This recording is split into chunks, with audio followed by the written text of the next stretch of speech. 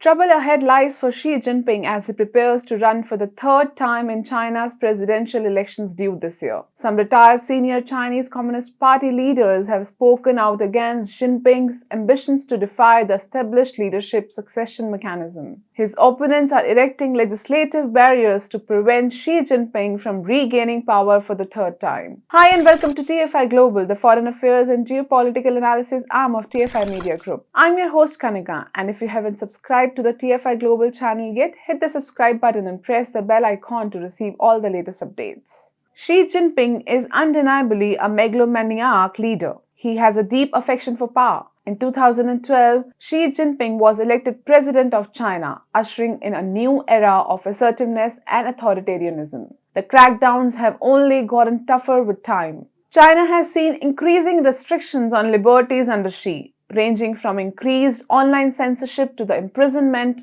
of dissidents and human rights attorneys, prompting some to label him the most autocratic leader since Chairman Mao.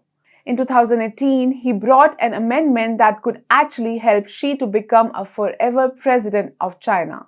He did this by putting the abolition of two-term limit on the presidency to a vote. The 2018 annual session approved the proposal of National People's Congress. Xi Jinping could thus remain in power for life. It's worth noting that he did this reform in 2018 because he was up against a weak opposition at that time. He did so roughly 4 years before the presidential elections of 2022. His competing forces were silent in their opposition to this move.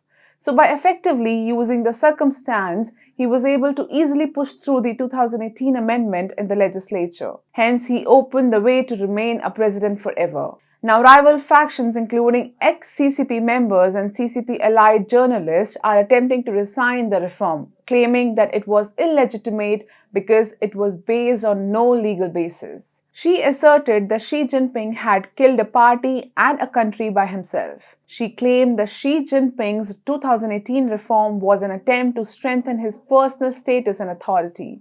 Also, she cites certain provisions in China's laws that do not allow the top party leaders to be elected for more than 2 consecutive terms. Kai reportedly tweeted on June 1, 2022, party and government leading cadres who have served in the same position for 2 consecutive terms will no longer be recommended, nominated, or appointed to the same position. According to IPK Media, that is a direct quote from Article 6 of the 2006 Provisional Regulations on the Tenure of Office of Party and Government Leaders, which are still in effect.